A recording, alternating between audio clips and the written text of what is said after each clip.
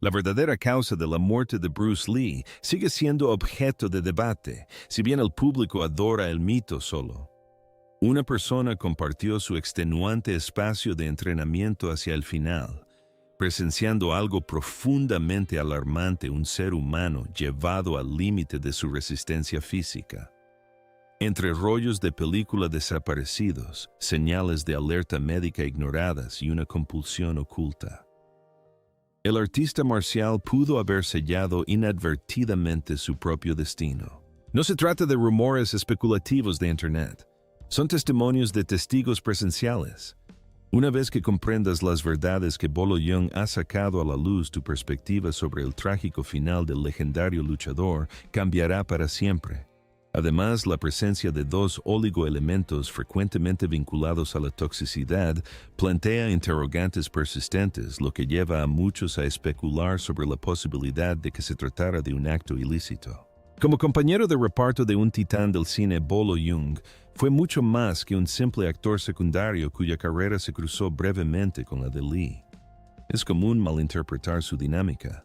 Mucho antes de que Operación Dragón alcanzara la categoría de leyenda Young, estaba completamente inmerso en una intensa subcultura física que la mayoría de la gente apenas comprende. Comprendía el entrenamiento extremo, la concentración inquebrantable y la realidad de llevar la anatomía más allá de los límites de la comodidad y la seguridad, razón por la cual sus observaciones siguen siendo sumamente relevantes. Nacido como Yang Sebolo, era un culturista competitivo consagrado en Hong Kong durante la época en que Lee revolucionaba en secreto la biomecánica humana, mientras que el público lo veneraba como una deidad intocable y veloz como un rayo. Yeung presenció una realidad sorprendentemente diferente tras bambalinas. Observó los extenuantes entrenamientos, el implacable desgaste físico y la innegable realidad de que el pionero nunca descansaba de verdad. Esta incapacidad para hacer pausas persistía incluso después de que las cámaras se apagaran tras finalizar las sesiones de gimnasio, e incluso cuando su cuerpo exhausto clamaba desesperadamente por un respiro. Un detalle crucial que sus admiradores suelen omitir es que la metodología de entrenamiento de Lee era distinta a la de sus compañeros. Se ejercitaba con la urgencia frenética de quien corre contra el reloj. Sus días transcurrían entre rutinas extenuantes que incluían levantamiento de pesas, ejercicios de golpeo rápidos, entrenamiento cardiovascular, estiramientos intensos, estudio filosófico y toma de notas frenética hasta altas horas de la noche. Yeung reflexionó más tarde que la asombrosa velocidad de su amigo no solo inspiraba admiración, sino que resultaba sumamente preocupante, rozando lo sobrenatural. Como si Lee estuviera obligando violentamente a su sistema nervioso a estar a la altura de sus ilimitadas aspiraciones. La situación se volvió cada vez más inquietante durante la producción de Operación Dragón, donde el actor principal no mostró ninguna intención de disminuir la velocidad. Insistía en rodar escenas repetidamente mucho después de que los cineastas estuvieran satisfechos. Cada vez que las cámaras hacían una pausa, retomaba su entrenamiento físico. Mientras el resto del reparto se recuperaba, él seguía realizando ejercicios extenuantes. Yeung observó a su compañero sudar profusamente, consumir alarmantemente poco líquido y perder masa muscular a un ritmo peligroso.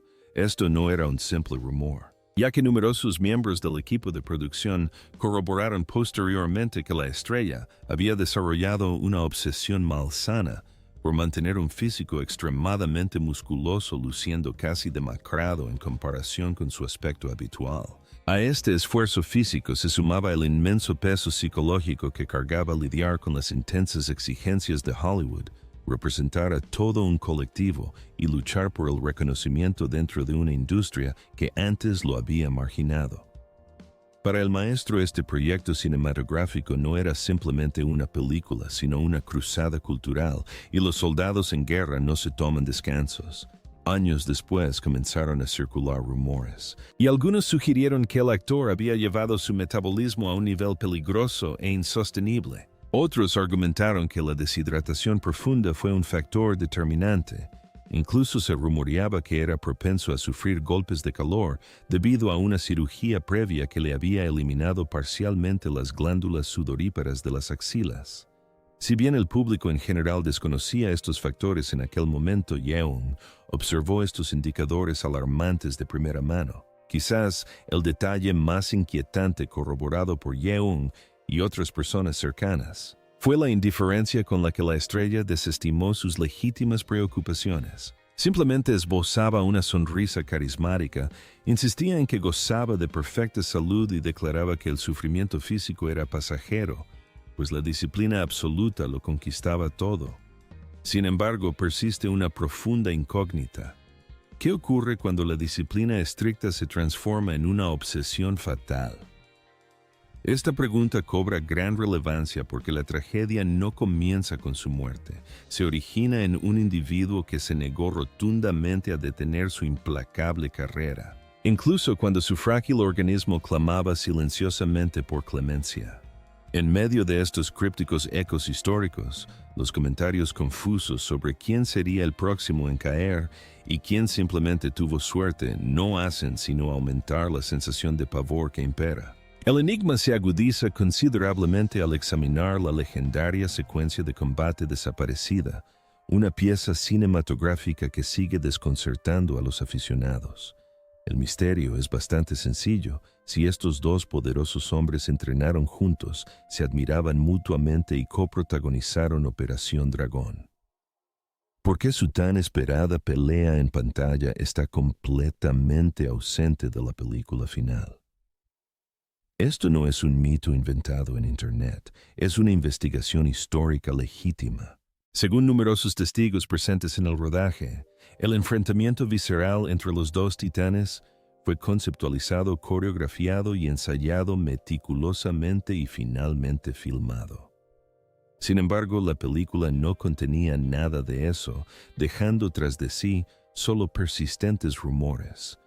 Diversos testimonios entre bastidores indican que el protagonista reclutó específicamente a su amigo culturista para inyectar un elemento de intimidación primigenia y aterradora en la narrativa. No fue contratado simplemente para actuar, sino para ser la máxima encarnación de la fuerza bruta y muscular, un contrapeso brutal e inquebrantable a la agilidad vertiginosa del protagonista. Según los informes, lograron filmar un breve y feroz duelo durante la producción. Sin embargo, por razones que nunca se han aclarado formalmente, esas tomas no sobrevivieron al proceso de edición.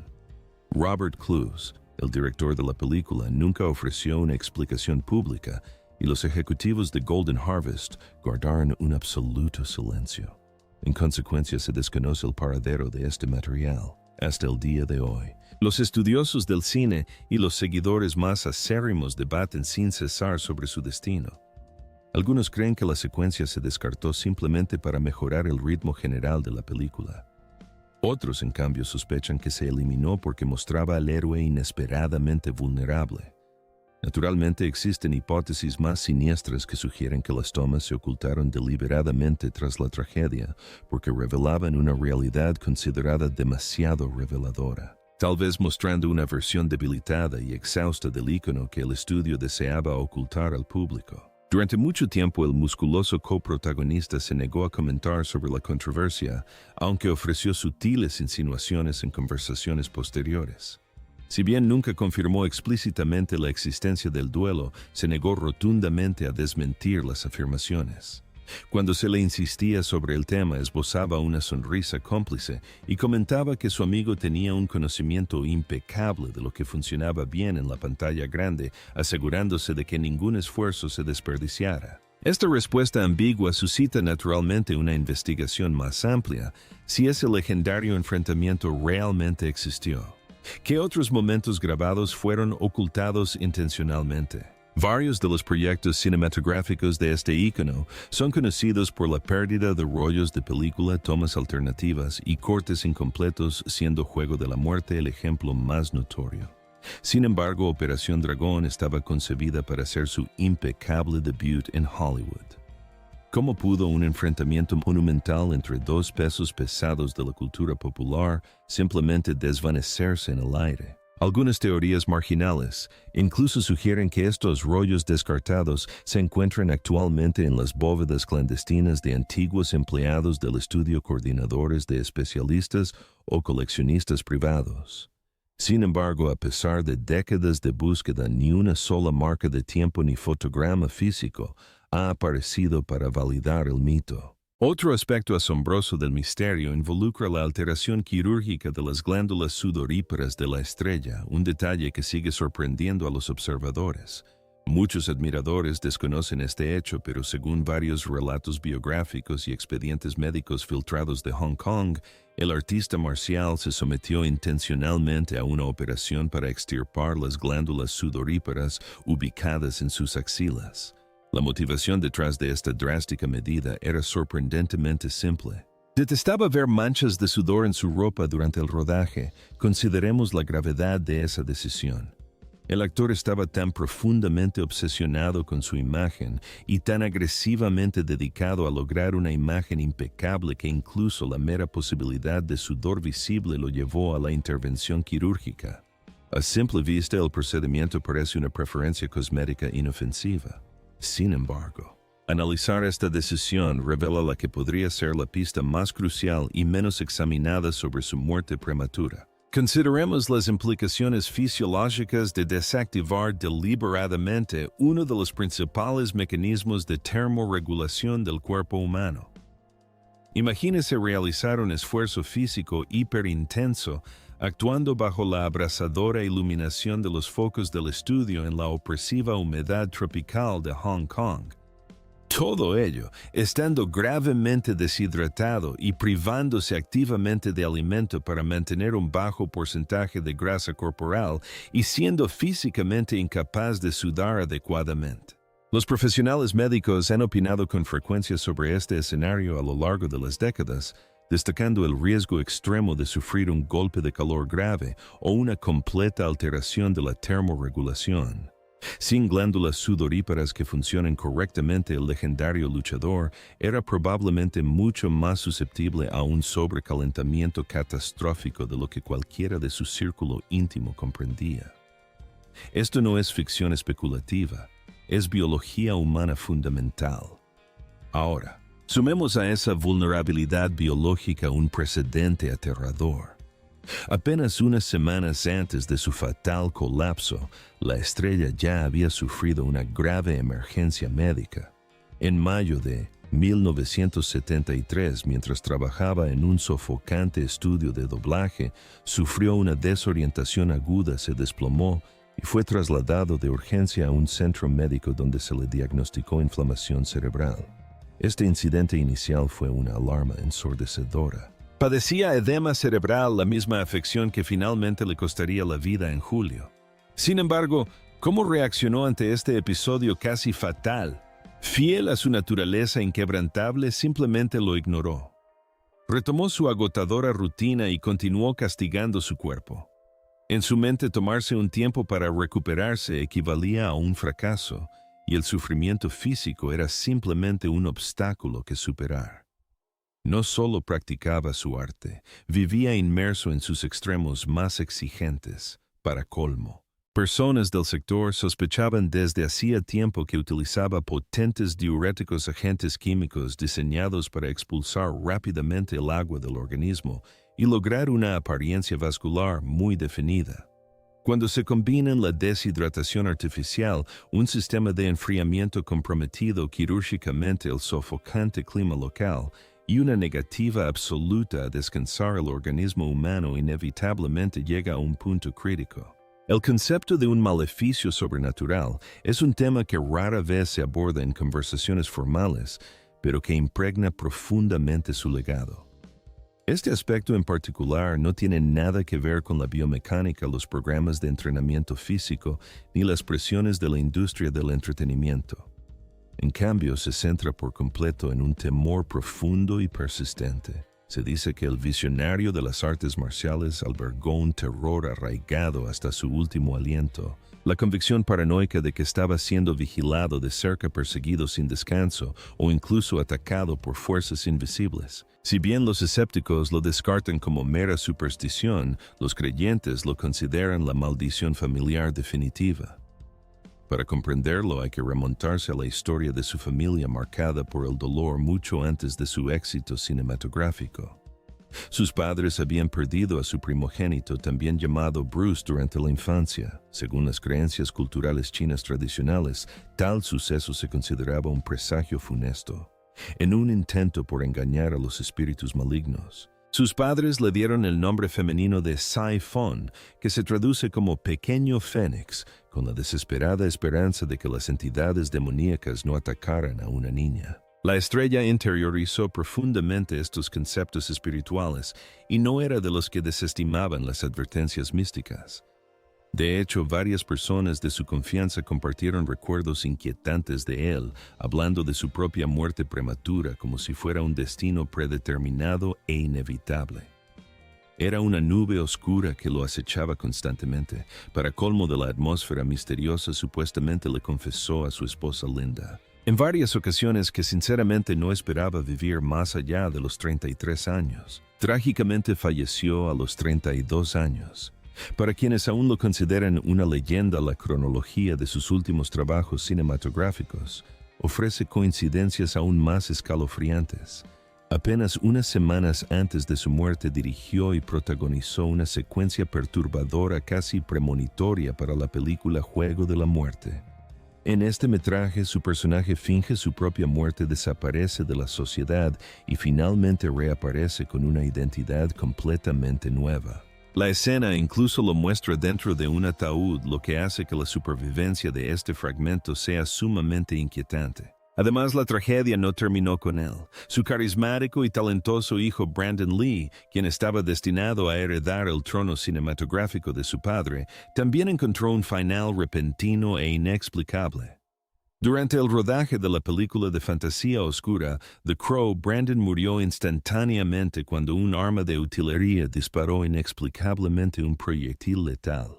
Falleció en el set de filmación rodeado de sus compañeros, un padre y un hijo. Ambos combatientes extraordinariamente dotados, ambos luminarias en ascenso, ambos arrebatados del mundo demasiado pronto, y ambos dejando tras de sí un rastro de preguntas sin respuesta. Mientras que algunos lo consideran un cruel giro del destino, otros están convencidos de que se trata de una oscura e ineludible maldición que trasciende la mera genética. Otro elemento crucial que rara vez recibe la atención adecuada es la existencia de los diarios de entrenamiento privados y manuscritos del maestro. Estos no eran los volúmenes filosóficos pulidos y cuidadosamente editados como el Tao del Jeet Kune Do, que se publicaron póstumamente para explicar sus teorías de combate. En cambio, se trataba de los diarios crudos y sin filtros que actualizaba frenéticamente entre intensas sesiones de entrenamiento, rodajes y planificación estratégica nocturna. El contenido de esas últimas entradas sigue siendo un profundo enigma que impulsa a los investigadores a buscar la verdad. Tenía una necesidad obsesiva de registrar cada aspecto de su existencia, su alimentación, sus métricas de ejercicio, sus dolencias físicas, sus aspiraciones vitales e incluso sus fluctuantes estados psicológicos. Registraba las repeticiones de ejercicio hasta el segundo exacto y controlaba meticulosamente sus respuestas fisiológicas a diferentes dietas. Curiosamente, incluso se asignaba puntuaciones diarias de claridad mental, intentando cuantificar su bienestar espiritual con la misma precisión que aplicaba a la velocidad de sus golpes, tratando su propia anatomía como un experimento de laboratorio viviente. Sin embargo, los detalles verdaderamente extraños surgieron inmediatamente después de su fallecimiento. Según su confidente de confianza Dan Inosanto y varios biógrafos posteriores, el tono de esas últimas entradas del diario cambió drásticamente. En lugar de presentar estrategias de combate organizadas y metódicas, la escritura se volvió errática, sumamente repetitiva y llena de pánico. Una sola frase inquietante aparecía garabateada repetidamente en el papel: el descanso es un arma. ¿De qué intentaba escapar exactamente? Intentaba desesperadamente convencer a su propia mente de que finalmente se calmara. ¿O se trataba de una señal de auxilio silenciosa y frenética que solo su diario personal podría presenciar? El misterio se agrava aún más, ya que numerosas páginas de estos últimos registros fueron arrancadas inexplicablemente y desaparecieron por completo. Su viuda Linda corroboró que ciertas entradas del diario simplemente se esfumaron y nunca se recuperaron. Algunos afirman que las páginas fueron extraídas de su residencia antes incluso de que la policía llegara al lugar para investigar. Por el contrario, otros sugieren que poderosos representantes del estudio accedieron a la propiedad mucho antes que los detectives oficiales. Décadas después, la identidad de la persona que eliminó esas páginas, así como sus motivos para hacerlo, siguen siendo completamente desconocidas. Un detalle particularmente extraño del examen médico suele pasar desapercibido en los medios de comunicación, pero a menudo sale a la luz en entrevistas extraoficiales y en profundas investigaciones. Según varios testigos presenciales y conversaciones confidenciales con profesionales médicos de Hong Kong, los restos del artista marcial fueron examinados y se descubrió que su estómago no contenía absolutamente nada de agua, ni una sola gota de líquido, inicialmente. Esto podría no parecer demasiado sospechoso hasta que se consideran las circunstancias. Había pasado todo el día trabajando bajo el calor sofocante de la ciudad. Estaba intentando perder peso entrenando intensamente y discutiendo detalles del guión de Juego de la Muerte en la residencia de la actriz Betty Ting Pei. Además, se había quejado explícitamente de un dolor de cabeza intenso y agonizante, una señal de alerta fisiológica clásica asociada con la deshidratación extrema. A pesar de todos estos factores, el análisis post-mortem reveló un estómago completamente vacío sin nutrientes ni hidratación. Esto obliga a una pausa crucial. ¿Por qué se negaba a hidratarse? Se abstenía deliberadamente de líquidos para que sus músculos lucieran lo más definidos posible ante las cámaras. Dependía en gran medida de diuréticos extremos u otros peligrosos protocolos para adelgazar. Y esta es la teoría que realmente inquieta a los investigadores. Experimentaba en secreto con un régimen de acondicionamiento físico esotérico del que ni siquiera sus colegas más cercanos tenían conocimiento. Unos cuantos practicantes que estudiaron bajo su tutela sugirieron posteriormente que intentaba dominar un sistema de acondicionamiento seco altamente experimental. Este concepto, supuestamente arraigado en oscuras prácticas ascéticas orientales, implica entrenar al organismo humano para que funcione con la máxima eficiencia con una mínima ingesta de nutrientes. La filosofía fundamental dicta que reducir drásticamente la ingesta de alimentos y agua aumenta la agudeza mental y la concentración espiritual. Si bien esto suena a pura mitología, encaja a la perfección con un hombre conocido por superar todas las limitaciones humanas conocidas, derribando barreras en lugar de simplemente ponerlas a prueba. Lamentablemente, la biología humana no puede ser anulada por la mera fuerza de voluntad. El cerebro requiere una hidratación adecuada para funcionar correctamente, y la deshidratación severa puede provocar que el órgano se inflame contra la bóveda craneal. Esta condición, el edema cerebral, fue registrada como la causa oficial de su fallecimiento. Desde esta perspectiva, las pistas dispares comienzan a encajar a la perfección: los intensos dolores de cabeza, el alarmante colapso en mayo, la profunda fatiga, el tracto digestivo completamente vacío y la supuesta metodología de entrenamiento en seco. La situación se complica aún más al considerar los persistentes rumores de que partes del informe oficial de la autopsia fueron deliberadamente ocultadas. Las acusaciones sugieren que resultados de laboratorio específicos y comunicaciones médicas internas fueron sellados permanentemente debido a la enorme presión de los ejecutivos de Golden Harvest y las influyentes compañías de seguros. Incluso miembros de su propia familia han insinuado ocasionalmente a lo largo de los años que los expedientes médicos disponibles parecían extrañamente incompletos o fuertemente censurados. Más allá de las conocidas teorías conspirativas y los debates toxicológicos, existe un incidente ampliamente ignorado que requiere un análisis exhaustivo. Una conversación telefónica solitaria que tuvo lugar apenas unas horas antes de su trágico final. Muy pocos análisis destacan este suceso y aún menos personas conocen el contenido de la conversación a pesar de que está bien documentado, según numerosos testimonios, incluyendo declaraciones de su productor, Raymond Chow, y varios empleados del estudio.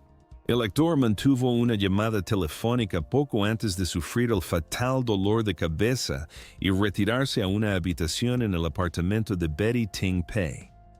Lo extraño de este suceso es que la identidad de la persona que llamó sigue siendo completamente desconocida y la estrella nunca reveló el motivo de la conversación a su anfitriona. Algunos investigadores plantean la hipótesis de que simplemente se trataba de Chow al teléfono, ultimando los detalles del guión de su próxima película. Sin embargo, Chow negó explícitamente haber sido la última persona en hablar con él esa tarde, afirmando que su encuentro cara a cara anterior ya había concluido.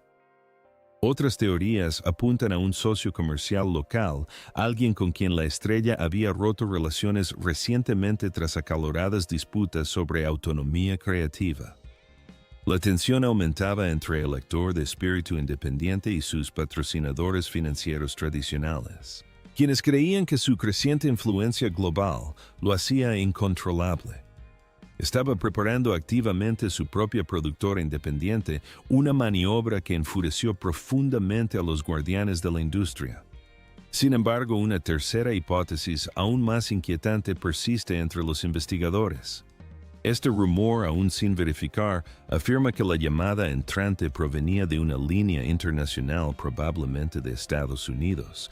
Tras esta conversación, el actor, que estaba a punto de un regreso triunfal a Hollywood, se mostró visiblemente angustiado y alterado. Los testigos afirman que caminaba nervioso por la habitación, mientras que otros notaron que se quedó inusualmente callado.